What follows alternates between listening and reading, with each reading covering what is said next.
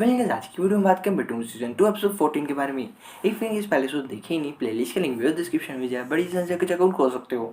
जिसकी स्टार्टिंग में young boy के पास्ट का सीन दिखाया जाता है। एज अ साइड एक्टर कर रहा था स्लेव की एक्टिंग इस शूटिंग में। देखने के बाद डायरेक्टर को आया गुस्सा, अबे बेवले तुझे एक्टिंग वगैरह नहीं आती क्या? सच कहूं तो मेरे से किसी और इंसान का रोल नहीं होता, ना ही मैं इसमें इंटरेस्टेड हूँ, या फिर मैं एक्टिंग के लिए बना ही नहीं हूँ, या रियलिटी से दूर भागा जा रहा हूँ। इतने में होश आया, साकामोटो हिमिको सामने की तरफ खड़े थे, हाथ पे बांध रखी हथकड़ी। अबे बेवले तू ही हिमिको की इज्जत लूट रहा था ना, बम के साथ तुझे उड़ा दूंगा, मजा आएगा, तेरा ही डर मेरा। लेकिन हिमिको इसे रोकती है। अरे तेरे हुआ क्या है, पागलो तेरा एक्टिंग कर रहा है, तू वो साकामोटो नहीं जिसे मैं जानती थी, तू ये सच्ची में चेंज हो चुका है। यंग बॉय भी कहता है मेरी जान बख्श दे प्लीज, हमारे 4 लोगों का ग्रुप था, मैंने उन्हें छोड़ दिया बिकॉज जैसे कि अनाउंसमेंट हुई थी गिनती के 3 बजे रेस्क्यू कर सकते हैं, तो मुझे छोड़ना पड़ा, मुझे तुम्हारी गैंग में ज्वाइन कर लो। ये बात तो सुनने के बाद साकामोटो का फिर से दिमाग हिला। अरे बेवले मैं तेरी हवा पक्की टाइट कर दूंगा, तेरे जैसा नू प्लेयर हमारे किस काम आएगा जो कि खुद की जान तक नहीं बचा सकता। मन करता है तेरे मुंह के अंदर फटक फटक करके फाड़ दूं, मार दूं क्या। हिमी को फिर से गुस्सा है, रुक जा तू यार, पागल जैसी एक्टिंग मत कर। मे बी ये हमारे साथ साथी बन के रह सकता है, एज अ स्लेव हमारे लिए हमारा दास बन के रहेगा। बेशक जैसा कि तू मेरे साथ होगा मुझे इससे डर भी नहीं लगेगा, अगर कुछ पंगे वगैरह लेने की कोशिश इसने फिर से करी तो इसकी वाट लगा देगा। ठीक है, एक बार के लिए ये लोग तो एग्री करते हैं।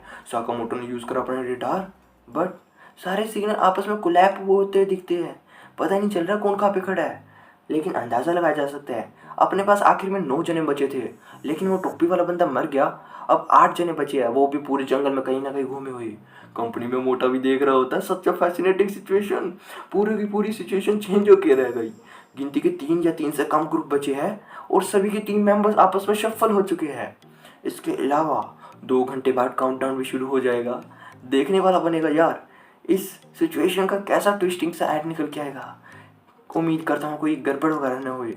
एक बार के लिए आइडा पे भी नज़र रखा था, देखते हैं तेरा प्लान क्या होगा, लेकिन किसी भी काम आने वाला नहीं है। जैसा कि हमारी इंस्पेक्शन टीम तेरे ऊपर नज़र रखी है, तू बेशक वैसा है पिंजरे के अंदर कैद पंछी। वही बात कर दो कीरा वाली गैंग की जहाँ पे नहीं मिली वो बच्ची। देखने के बाद कीरा भी काफ़ी ज़्यादा खुश, अरे मेरे साइज की बच्ची है, मैंने एरोप्लेन में भी देखा था। लेकिन एक बार के लिए पानी वगैरह दिया, पूछने की कोशिश, क्या बोल नहीं सकती। बेशक जो इसका गार्डियन होगा या तो इससे सेपरेट हो गया या फिर उसकी मौत होगी, तभी तो ये आखिर में लवारिसों की तरफ फैल रही है। एक बार के लिए हेड के मन में आता है जैसे कि अपनी गैंग में गिनती के 2 जने रह गए थे, कैसे भी मेरी गैंग में ज्वाइन कर लूँ, हम 3 जने हो जाएंगे, एक नई टीम। लेकिन लड़की कहती मैं किसी को भी मारना नहीं चाहती। अगर तू किसी को मारेगी नहीं तो घर पर वापस कैसे जाएगी, वो तो मारना बनता है, बिकॉज मैं किसी और की टीम में ऑलरेडी हूँ, साकामोटो की। बेशक बंदे ने दी चिप स्कैन करने की कोशिश रेडार के थ्रू, लेकिन साकामोटो के पास 3 नए ग्रुप दिख रहे हैं। बेशक उसने नया ग्रुप ज्वाइन कर लिया है 3 लोगों वाला, देखने वाला लड़की को भी आंसू आता है। मेरे साथ काफ़ी वजह मारने वाली, और ये लोग चुप कराने की कोशिश। इतने में वहाँ पे आया ओडा जिसके पास थी इनकी पुरानी वाली बंदी। क्या उसने एज अ होस्टेज बना रखा है। एक बार के लिए ओडा दोबारा से चला जाता है, लेकिन हेड के मन में हमें उस लड़की को सेव करना पड़ेगा। लेकिन क्या करूं, अगर मैं ओडा के पास जो लड़की उसे सेव करूंगा या फिर इस बच्ची को भी अपने साथ रख लूंगा, तो ऐसा करके हमारी गैंग में 4 जने हो जाएंगे, लेकिन जा तो 3 सकते हैं। समझ नहीं आ रहा मैं क्या करूं, क्या ये कोई मेरी टेस्ट है। याद आता है फ्लैशबैक का सीन जब अपने साथियों के साथ पकड़ने गया था इस किलर जिसने इस बिल्डिंग के अंदर बम लगाया था, पर इसके साथी मर गए। बदले में इसने उस किलर को तो मार दिया, लेकिन इसके हेड डिपार्टमेंट वाले होते गुस्सा, बिकॉज गिनती के 3 जने मर गए तेरे साथियों में और 2 जने अभी भी घायल है। इतना लापरवाह हो कैसे सकता है, एक फालतू की डिसीजन लेके अपने साथियों को मार दिया। सच कहूं तो इसे समझ नहीं आता ये सब हो कैसे गया। असल में जो इसका साथी मरा था वो उसका काफ़ी ज़्यादा अच्छा दोस्त था, उसकी बीवी पटक पटक के रो रही थी मेरा पति मर गया। मैंने क्या कर दिया। इन सब के बाद शराब की लत भी लग गई और अपनी बीवी को मारना भी शुरू कर दिया। यार समझने का कोई सहारा नहीं। देखते ही देखते 1 साल भी बीत गया, जहाँ पे सेम वही लवारिस जैसी लाइफ बन के रह गई। इतने में कीरा भी कहता है कि अपन को उस लड़के को बचाना पड़ेगा जो कि ओडा के पास एज अ होस्टेज पड़ी है। छोटी सी बच्ची बोली तुम्हें रिग्रेट हो रहा है बिकॉज एक पावरफुल इवल स्पिरिट तुम्हें पोजेस कर रखी है तुम्हारे दिल को, लेकिन उसका कोई इंटेंशन इवल नहीं है, वो तुम्हारी फ्रेंड है। एक बार के लिए समझ नहीं आया तुम्हें कैसे पता। बेशक तुम उस दर्द से गूंज रहे हो जिसने तुम्हें कमज़ोर बना दिया है। हर कोई तुम्हें माफ़ कर चुका है, लेकिन तुम्हें पता नहीं क्यों गिल्टी हो रही है। मैं हूँ फाउंडर मूनलाइट क्लब की, मेरा नाम है कगुआ। इतना सब सुनने के बाद पुलिस वाला भी इसके सामने अपना घुटने टेक देता है। ओबे कीड़ा की हवाटाइट, क्या हो गया, मुझे कोई कहानी तो समझाओ। लेकिन वही बात किया तो ओडा के फ्लैशबैक के बारे में डॉक्टर से आके मिला। डॉक्टर ने कहा तेरी आंखें धुंधली होती जा रही है, देखने में तो दिक्कत आ रही है, सेम वही प्रॉब्लम जो कि तेरी मम्मी को है। अगर सही टाइम पर सर्जरी नहीं करेगी तो बेशक परमानेंट अंधा हो सकता है। कर दे यार डॉक्टर मेरी सर्जरी। लेकिन डॉक्टर कहता है मैं काफ़ी बिजी शेड्यूल है और अगले महीने तक मैं तेरा इलाज पक्का कर दूंगा।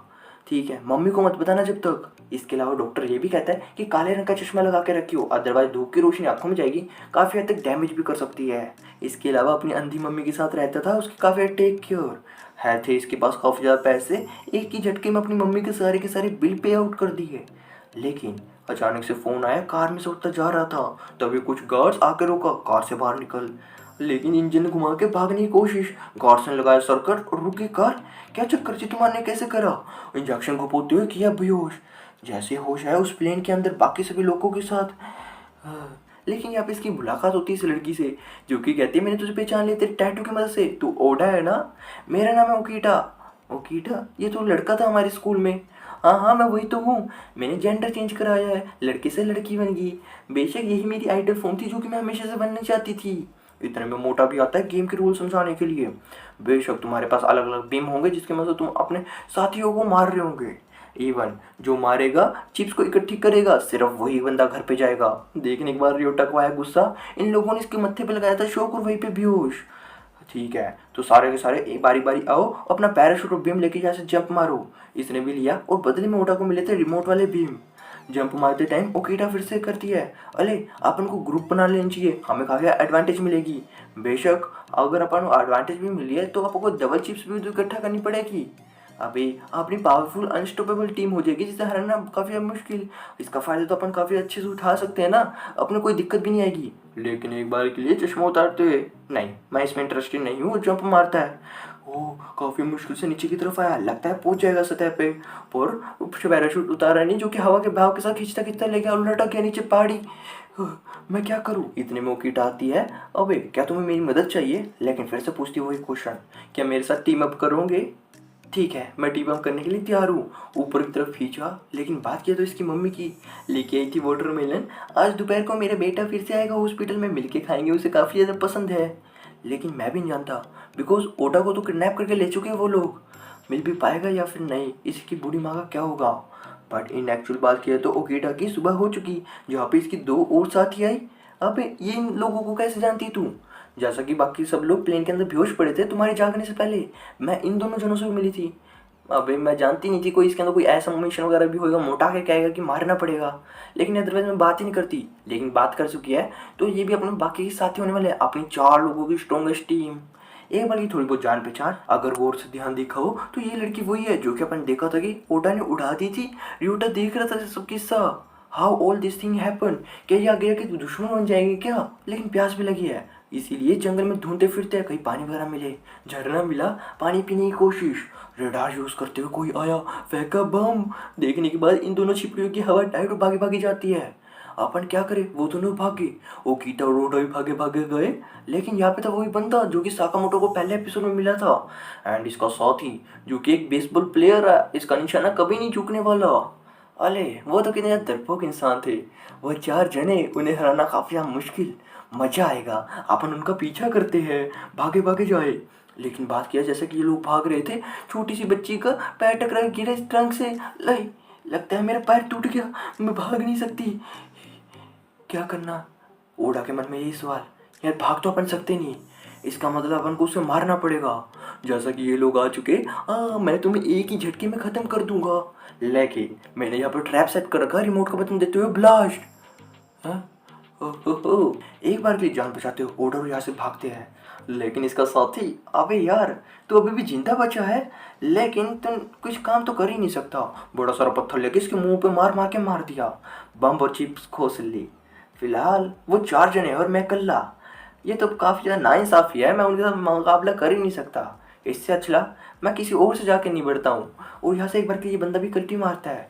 जैसा कि ये लोग भागे जा रहे थे, एंड समझ में आता है ये डब्बा अपन चका था, इसके अंदर होगा क्या।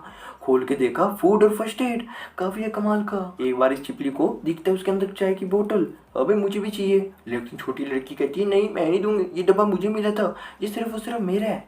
वो कीड़ा भी साझा करने की कोशिश करती है, देखो ऐसे लड़ाई झगड़ा मत करो, बिकॉज अपन डील कर रहे हैं लाइफ और डेथ के साथ।